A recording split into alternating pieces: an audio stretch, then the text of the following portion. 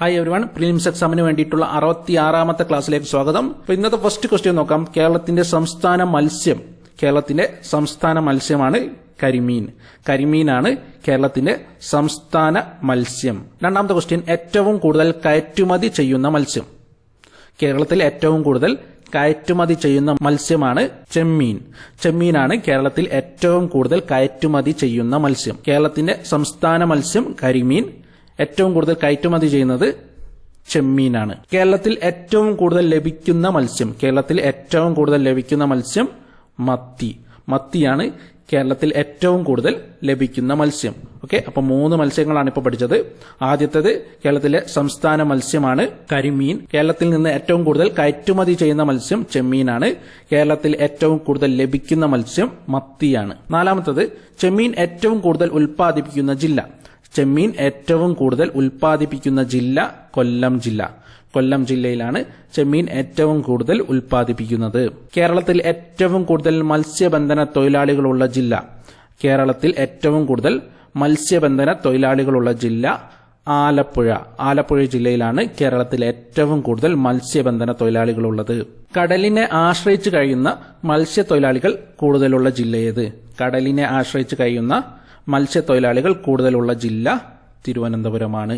Okay, മാറിപ്പോകരുത്. കേരളത്തിലെ ഏറ്റവും കൂടുതൽ മത്സ്യബന്ധന തൊഴിലാളികളുള്ള ജില്ല ചോദിച്ചാൽ ആലപ്പുഴ. കടലിനെ ആശ്രയിച്ച് കഴിയുന്ന മത്സ്യത്തൊഴിലാളികൾ കൂടുതലുള്ള ജില്ല ചോദിച്ചാൽ തിരുവനന്തപുരം. 7, കേരളത്തിൽ ഏറ്റവും കൂടുതൽ ഉൾനാടൻ മത്സ്യത്തൊഴിലാളികളുള്ള ജില്ല. കേരളത്തിൽ ഏറ്റവും കൂടുതൽ ഉൾനാടൻ മത്സ്യത്തൊഴിലാളികളുള്ള ജില്ല എറണാകുളമാണ്. കേരളത്തിൽ ഏറ്റവും കൂടുതൽ ഉൾനാടൻ മത്സ്യത്തൊഴിലാളികളുള്ളത് എറണാകുളം ജില്ലയിലാണ്. മത്സ്യഫെഡിന്റെ ആസ്ഥാനം എവിടെയാണ്? ആൻസർ തിരുവനന്തപുരമാണ് മത്സ്യഫെഡിന്റെ ആസ്ഥാനം.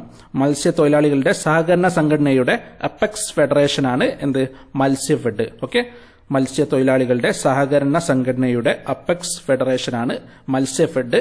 മത്സ്യഫെഡിന്റെ ആസ്ഥാനമാണ് ചോദിച്ചത് തിരുവനന്തപുരമാണ്. മത്സ്യഫെഡ് രൂപീകൃതമായ വർഷം 1984. ഓക്കെ, നെക്സ്റ്റ് ക്വസ്റ്റ്യൻ നോക്കാം. കേരള ഫിഷറീസ് വകുപ്പിന്റെ ആസ്ഥാനം തിരുവനന്തപുരമാണ്. കേരള ഫിഷറീസ് വകുപ്പിന്റെ ആസ്ഥാനവും തിരുവനന്തപുരമാണ്. കേരള ഫിഷറീസ് കോർപ്പറേഷന്റെ ആസ്ഥാനം എറണാകുളമാണ്. കേരള ഫിഷറീസ് കോർപ്പറേഷന്റെ ആസ്ഥാനം എറണാകുളമാണ്. മത്സ്യ ഉൽപാദനത്തിൽ ഒന്നാം സ്ഥാനത്തുള്ള ജില്ല കൊല്ലം ജില്ല. നേരത്തെ പറഞ്ഞതാണ് ചെമ്മീൻ ഏറ്റവും കൂടുതൽ ഉൽപ്പാദിപ്പിക്കുന്നത് കൊല്ലമാണ്. അതുപോലെ തന്നെ മത്സ്യ ഉൽപാദനത്തിൽ ഒന്നാം സ്ഥാനത്തുള്ള ജില്ല ചോദിച്ചാലും കൊല്ലം ജില്ലയാണ്. കേരളത്തിലെ ആദ്യ മാതൃകാ മത്സ്യബന്ധന ഗ്രാമം ഏത്? കേരളത്തിലെ ആദ്യ മാതൃകാ മത്സ്യബന്ധന ഗ്രാമമാണ് കുമ്പളങ്ങിയാണ് കേരളത്തിലെ ആദ്യ മാതൃകാ മത്സ്യബന്ധന ഗ്രാമം. 13ാമത്തെ ക്വസ്റ്റ്യൻ, കേരളത്തിലെ ആദ്യ ടൂറിസം ഗ്രാമം ഏത്? കുമ്പളങ്ങി തന്നെയാണ് കേരളത്തിലെ ആദ്യ ടൂറിസം ഗ്രാമം. 14, നോർവേയുടെ സഹായത്തോടുകൂടി ഇന്ത്യയിൽ ആരംഭിച്ച ഇൻഡോ നോർവീജിയൻ പ്രൊജക്ടിന്റെ ആസ്ഥാനം. നോർവേയുടെ സഹായത്തോടുകൂടി ഇന്ത്യയിൽ ആരംഭിച്ച ഇൻഡോ നോർവീജിയൻ പ്രൊജക്ടിന്റെ ആസ്ഥാനം എവിടെയാണ്? നീണ്ടകരയിലാണ് ഇൻഡോ നോർവീജിയൻ പ്രൊജക്ടിന്റെ ആസ്ഥാനം. 16, കേരളത്തിലെ ആദ്യ സീ ഫുഡ് പാർക്ക് എവിടെയാണ്? കേരളത്തിലെ ആദ്യ സീ ഫുഡ് പാർക്ക് സ്ഥിതി ചെയ്യുന്നത് അരൂരിലാണ് കേരളത്തിലെ ആദ്യ സീ ഫുഡ് പാർക്ക് സ്ഥിതി ചെയ്യുന്നത്. 17ാമത്തെ ക്വസ്റ്റ്യൻ, കേരള മത്സ്യബന്ധന സമുദ്ര ഗവേഷണ സർവകലാശാലയുടെ ആസ്ഥാനം. കേരള മത്സ്യബന്ധന സമുദ്ര ഗവേഷണ സർവകലാശാലയുടെ ആസ്ഥാനം പനങ്ങാടാണ് കേരള മത്സ്യബന്ധന സമുദ്ര ഗവേഷണ സർവകലാശാലയുടെ ആസ്ഥാനം. എറണാകുളം ജില്ലയിലെ പനങ്ങാടാണ് കേരള മത്സ്യബന്ധന സമുദ്ര ഗവേഷണ സർവകലാശാലയുടെ ആസ്ഥാനം. 18, സെൻട്രൽ മറൈൻ ഫിഷറീസ് റിസർച്ച് ഇൻസ്റ്റിറ്റ്യൂട്ടിന്റെ ആസ്ഥാനം. സെൻട്രൽ മറൈൻ ഫിഷറീസ് റിസർച്ച് ഇൻസ്റ്റിറ്റ്യൂട്ടിന്റെ ആസ്ഥാനം കൊച്ചിയാണ്. സെൻട്രൽ മറൈൻ ഫിഷറീസ് റിസർച്ച് ഇൻസ്റ്റിറ്റ്യൂട്ടിന്റെ ആസ്ഥാനവും കൊച്ചിയാണ്. 19, ഇൻഡോ നോർവീജിയൻ പ്രൊജക്ട് ആരംഭിച്ച വർഷം. 1953. 1953 ഇൻഡോ നോർവീജിയൻ പ്രൊജക്ട് ആരംഭിച്ചത്. 20 കേരള ഫിഷറീസ് കോർപ്പറേഷൻ സ്ഥാപിതമായ വർഷം. കേരള ഫിഷറീസ് കോർപ്പറേഷൻ സ്ഥാപിതമായ വർഷം 1966. കേരള ഫിഷറീസ് കോർപ്പറേഷൻ സ്ഥാപിതമായ വർഷം 1966. മത്സ്യഫെഡ് രൂപം കൊണ്ട വർഷം. മത്സ്യഫെഡ് രൂപം കൊണ്ട വർഷം 1984. നമ്മൾ നേരത്തെ പറഞ്ഞതാണ് 1984 മാർച്ച് 19 മത്സ്യഫെഡ് രൂപം കൊണ്ടത്. തീരദേശ സംരക്ഷണ ദിനം എന്നാണ്. തീരദേശ സംരക്ഷണ ദിനം ഫെബ്രുവരി 1 ഫെബ്രുവരി 1 തീരദേശ സംരക്ഷണ ദിനമായി ആചരിക്കുന്നത്. 23ാമത്തെ ക്വസ്റ്റ്യൻ. ഉൾനാടൻ മത്സ്യലഭ്യത വർദ്ധിപ്പിക്കാൻ കേരള ഫിഷറീസ് വകുപ്പ് ആരംഭിച്ച പദ്ധതി. ഉൾനാടൻ മത്സ്യലഭ്യത വർദ്ധിപ്പിക്കാൻ വേണ്ടി കേരള ഫിഷറീസ് വകുപ്പ് ആരംഭിച്ച പദ്ധതി ഏത്? ഒരു നെല്ലും ഒരു മീനും എന്ന് പറയുന്ന പദ്ധതിയാണ് ഉൾനാടൻ മത്സ്യലഭ്യത വർദ്ധിപ്പിക്കാൻ വേണ്ടിയിട്ട് കേരള ഫിഷറീസ് വകുപ്പ് ആരംഭിച്ചത്. ഒരു നെല്ലും ഒരു മീനും. മത്സ്യഗ്രാമങ്ങളുടെ സമഗ്ര വികസനം ലക്ഷ്യമാക്കി ഫിഷറീസ് വകുപ്പ് നടപ്പിലാക്കിയ പദ്ധതി. മത്സ്യഗ്രാമങ്ങളുടെ സമഗ്ര വികസനം ലക്ഷ്യമാക്കി ഫിഷറീസ് വകുപ്പ് നടപ്പിലാക്കിയ പദ്ധതിയാണ് മാതൃകാ മത്സ്യഗ്രാമം. മാതൃകാ മത്സ്യഗ്രാമം എന്ന് പറയുന്ന പദ്ധതിയാണ് മത്സ്യഗ്രാമങ്ങളുടെ സമഗ്ര വികസനം ലക്ഷ്യമാക്കി ഫിഷറീസ് വകുപ്പ് നടപ്പിലാക്കിയ പദ്ധതി. 25ാമത്തെ ക്വസ്റ്റ്യൻ. ജൈവ മത്സ്യകൃഷിയെ പ്രോത്സാഹിപ്പിക്കാനായിട്ട് ആരംഭിച്ച പദ്ധതി. ജൈവ മത്സ്യകൃഷിയെ പ്രോത്സാഹിപ്പിക്കാനായി ആരംഭിച്ച പദ്ധതിയാണ് മുറ്റത്തൊരു മീൻതോട്ടം. മുറ്റത്തൊരു മീൻതോട്ടം എന്ന പദ്ധതി ആരംഭിച്ചത് ജൈവ മത്സ്യകൃഷിയെ പ്രോത്സാഹിപ്പിക്കാൻ വേണ്ടിയിട്ടാണ്. 26ാമത്തെ ക്വസ്റ്റ്യൻ. ഗുണമേന്മയുള്ള മത്സ്യം ഉപഭോക്താക്കൾക്ക് ലഭിക്കാൻ മത്സ്യഫെഡ് ആരംഭിച്ച പദ്ധതി.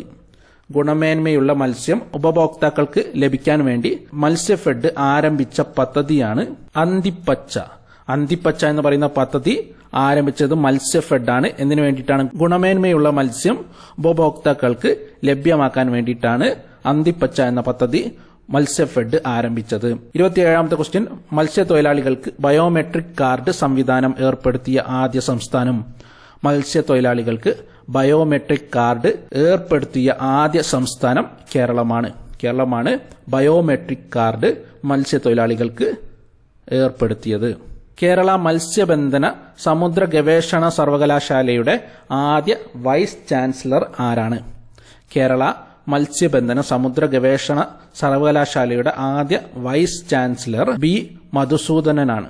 ബി മധുസൂദനനാണ് കേരള മത്സ്യബന്ധന സമുദ്ര ഗവേഷണ സർവകലാശാലയുടെ ആദ്യ വൈസ് ചാൻസലർ ബി മധുസൂദനൻ.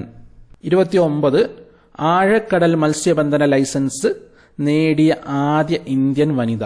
ആഴക്കടൽ മത്സ്യബന്ധന ലൈസൻസ് നേടിയ ആദ്യ ഇന്ത്യൻ വനിതയാണ് രേഖ. രേഖ എന്ന് പറയുന്ന വനിതയാണ് ആഴക്കടൽ മത്സ്യബന്ധന ലൈസൻസ് നേടിയ ആദ്യ വനിത. കേരളത്തിലെ ഇപ്പോഴത്തെ ഫിഷറീസ് വകുപ്പ് മന്ത്രിയാണ് മേഴ്സിക്കുട്ടിയമ്മ. മേഴ്സിക്കുട്ടിയമ്മയാണ് കേരളത്തിലെ ഇപ്പോഴത്തെ ഫിഷറീസ് മന്ത്രി. 31. മത്സ്യഫെഡ് ഉൽപ്പന്നങ്ങൾ അറിയപ്പെട്ടിരുന്ന പേര്. മത്സ്യഫെഡ് ഉൽപ്പന്നങ്ങൾ അറിയപ്പെട്ടിരുന്ന പേര് ന്യൂട്രിഫിഷ്. ന്യൂട്രിഫിഷ് എന്നാണ് മത്സ്യഫെഡ് ഉൽപ്പന്നങ്ങൾ അറിയപ്പെട്ടിരുന്ന പേര്. ന്യൂട്രിഫിഷ് എന്നാണ് മത്സ്യഫെഡ് ഉൽപ്പന്നങ്ങൾ അറിയപ്പെട്ടിരുന്ന പേര്. മത്സ്യത്തൊഴിലാളികൾക്ക് വേണ്ടിയുള്ള സമഗ്ര പുനരധിവാസ പദ്ധതി ഏതാണ്? താഴെ കൊടുത്തവയിൽ ഏതാണ് മത്സ്യത്തൊഴിലാളികൾക്ക് വേണ്ടിയുള്ള സമഗ്ര പുനരധിവാസ പദ്ധതി? പുനർഗേഹം. പുനർഗേഹം എന്ന പദ്ധതിയാണ് മത്സ്യത്തൊഴിലാളികൾക്ക് വേണ്ടിയുള്ള സമഗ്ര പുനരധിവാസ പദ്ധതി. പുനർഗേഹം. മത്സ്യത്തൊഴിലാളികളുടെ വിവരശേഖരണത്തിനു വേണ്ടി സർക്കാർ ആരംഭിച്ച മൊബൈൽ ആപ്ലിക്കേഷൻ. മത്സ്യത്തൊഴിലാളികളുടെ വിവരശേഖരണത്തിനു വേണ്ടി സർക്കാർ ആരംഭിച്ച മൊബൈൽ ആപ്ലിക്കേഷനാണ് സാഗര. സാഗര എന്ന ആപ്ലിക്കേഷനാണ് മത്സ്യത്തൊഴിലാളികളുടെ വിവരശേഖരണത്തിനു വേണ്ടി സർക്കാർ ആരംഭിച്ചത്. 34. മത്സ്യത്തൊഴിലാളികളായ സ്ത്രീകളുടെ ഉന്നമനത്തിനായി ആരംഭിച്ച പദ്ധതി. മത്സ്യത്തൊഴിലാളികളായ സ്ത്രീകളുടെ ഉന്നമനത്തിനായി ആരംഭിച്ച പദ്ധതിയാണ് തീരമൈത്രി. തീരമൈത്രി എന്ന പദ്ധതിയാണ് മത്സ്യത്തൊഴിലാളികളായ സ്ത്രീകളുടെ ഉന്നമനത്തിനായി ആരംഭിച്ച പദ്ധതി. ഇന്ത്യയിൽ നിന്നും ഏറ്റവും കൂടുതൽ കയറ്റുമതി ചെയ്യുന്ന അലങ്കാര മത്സ്യമാണ് മിസ് കേരള. മിസ് കേരള എന്ന് പറയുന്ന മത്സ്യമാണ് ഇന്ത്യയിൽ നിന്ന് ഏറ്റവും കൂടുതൽ കയറ്റുമതി ചെയ്യുന്ന അലങ്കാര മത്സ്യം. കേരളത്തിൽ ആദ്യമായി സുനാമി മുന്നറിയിപ്പ് സംവിധാനം സ്ഥാപിച്ചത് എവിടെയാണ്? കേരളത്തിൽ ആദ്യമായി സുനാമി മുന്നറിയിപ്പ് സംവിധാനം സ്ഥാപിച്ചത് വിഴിഞ്ഞത്താണ് കേരളത്തിൽ ആദ്യമായി സുനാമി മുന്നറിയിപ്പ് സംവിധാനം സ്ഥാപിച്ചത്. 38ാമത്തെ ക്വസ്റ്റ്യൻ, പഴകിയ മത്സ്യം പിടിച്ചെടുക്കുന്നതിനായി ഭക്ഷ്യസുരക്ഷാ വകുപ്പ് ആരംഭിച്ച ഓപ്പറേഷൻ. പഴകിയ മത്സ്യം പിടിച്ചെടുക്കുന്നതിനായി ഭക്ഷ്യസുരക്ഷാ വകുപ്പ് ആരംഭിച്ച ഓപ്പറേഷനാണ് സാഗർ റാണി എന്ന ഓപ്പറേഷനാണ് പഴകിയ മത്സ്യം പിടിച്ചെടുക്കുന്നതിനായി ഭക്ഷ്യസുരക്ഷാ വകുപ്പ് ആരംഭിച്ച ഓപ്പറേഷൻ സാഗർ റാണി. മത്സ്യത്തൊഴിലാളികളുടെ മക്കൾക്കായി മത്സ്യഫെഡും KSFEയും ചേർന്ന് ആരംഭിച്ച ഓൺലൈൻ പഠന പദ്ധതി. മത്സ്യത്തൊഴിലാളികളുടെ മക്കൾക്കായി മത്സ്യഫെഡും അതുപോലെ തന്നെ KSFEയും ചേർന്ന് ആരംഭിച്ച ഓൺലൈൻ പദ്ധതിയാണ് പ്രഭാത തീരം എന്ന ഓൺലൈൻ പദ്ധതി ആരംഭിച്ചത് മത്സ്യത്തൊഴിലാളികളുടെ മക്കൾക്കായിട്ടാണ്. മത്സ്യഫെഡും KSFEയും ചേർന്നാണ് ആരംഭിച്ചത്. മത്സ്യത്തൊഴിലാളികളുടെ അഭ്യസ്തവിദ്യരായ പെൺമക്കൾക്ക് വേണ്ടിയുള്ള തൊഴിൽ പരിശീലന പദ്ധതി.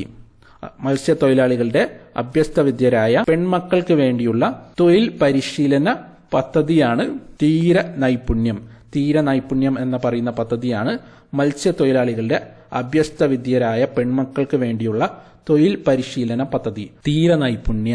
മത്സ്യങ്ങളെക്കുറിച്ചുള്ള പഠനം അറിയപ്പെടുന്നത് ഇക്തിയോളജി എന്നാണ്. മത്സ്യങ്ങളെക്കുറിച്ചുള്ള പഠനം അറിയപ്പെടുന്നത് ഇക്തിയോളജി എന്നാണ്. സെൻട്രൽ ഇൻസ്റ്റിറ്റ്യൂട്ട് ഓഫ് ഫിഷറീസ് ടെക്നോളജിയുടെ കേരളത്തിലെ ആസ്ഥാനം. സെൻട്രൽ ഇൻസ്റ്റിറ്റ്യൂട്ട് ഓഫ് ഫിഷറീസ് ടെക്നോളജിയുടെ കേരളത്തിലെ ആസ്ഥാനമാണ് കൊച്ചിയിലാണ് സെൻട്രൽ ഇൻസ്റ്റിറ്റ്യൂട്ട് ഓഫ് ഫിഷറീസ് ടെക്നോളജിയുടെ കേരളത്തിലെ ആസ്ഥാനം സ്ഥിതി ചെയ്യുന്നത്. കേരളത്തിൽ കടൽ മത്സ്യബന്ധന നിയന്ത്രണ നിയമം നിലവിൽ വന്ന വർഷം. കേരളത്തിൽ കടൽ മത്സ്യബന്ധന നിയന്ത്രണ നിയമം നിലവിൽ വന്ന വർഷം 1980. അടുത്തത്, കടലിന്റെ അടിത്തട്ടിൽ പ്ലാസ്റ്റിക് മാലിന്യം അടിഞ്ഞുകൂടുന്നത് തടയാൻ വേണ്ടി കേരള സർക്കാർ ആരംഭിച്ച പദ്ധതി ഏത്? കടലിന്റെ അടിത്തട്ടിൽ പ്ലാസ്റ്റിക് മാലിന്യം അടിഞ്ഞുകൂടുന്നത് തടയാൻ വേണ്ടി കേരള സർക്കാർ ആരംഭിച്ച പദ്ധതി ശുചിത്വ സാഗരമാണ്. കടലിന്റെ അടിത്തട്ടിൽ പ്ലാസ്റ്റിക് മാലിന്യം അടിഞ്ഞുകൂടുന്നത് തടയാൻ വേണ്ടി കേരള സർക്കാർ ആരംഭിച്ച പദ്ധതി. തീരപ്രദേശത്തെ സാക്ഷരതാ നിലവാരം ഉയർത്തുവാൻ ഫിഷറീസ് വകുപ്പ് ആരംഭിച്ച പദ്ധതി. തീരപ്രദേശത്തെ സാക്ഷരതാ നിലവാരം ഉയർത്തുവാൻ വേണ്ടി ഫിഷറീസ് വകുപ്പ് ആരംഭിച്ച പദ്ധതിയാണ് അക്ഷരസാഗരമാണ് തീരപ്രദേശത്തെ സാക്ഷരതാ നിലവാരം ഉയർത്തുവാൻ വേണ്ടി ഫിഷറീസ് വകുപ്പ് ആരംഭിച്ച പദ്ധതി. അടുത്തത്, അക്വാട്ടിക് ചിക്കൻ എന്നറിയപ്പെടുന്ന മത്സ്യമാണ് തിലോപ്പി എന്ന് പറയുന്ന മത്സ്യമാണ് അക്വാട്ടിക് ചിക്കൻ എന്ന് അറിയപ്പെടുന്നത്. അപ്പൊ ഇത്രയും ക്വസ്റ്റ്യൻസ് ആണ് ഈ വീഡിയോയിൽ പഠിക്കാനുള്ളത്. പ്രാക്ടീസ് ചെയ്യാനുള്ള ലിങ്ക് താഴെ കൊടുത്തിട്ടുണ്ട്. ആ ലിങ്കിൽ പോയിട്ട് നിങ്ങൾ പ്രാക്ടീസ് ചെയ്യുക. നാളെ നമുക്ക് കറണ്ട് അഫയേഴ്സ് തുടങ്ങാം. ഓക്കെ, അപ്പോൾ നെക്സ്റ്റ് ക്ലാസ്സിൽ കാണാം. താങ്ക്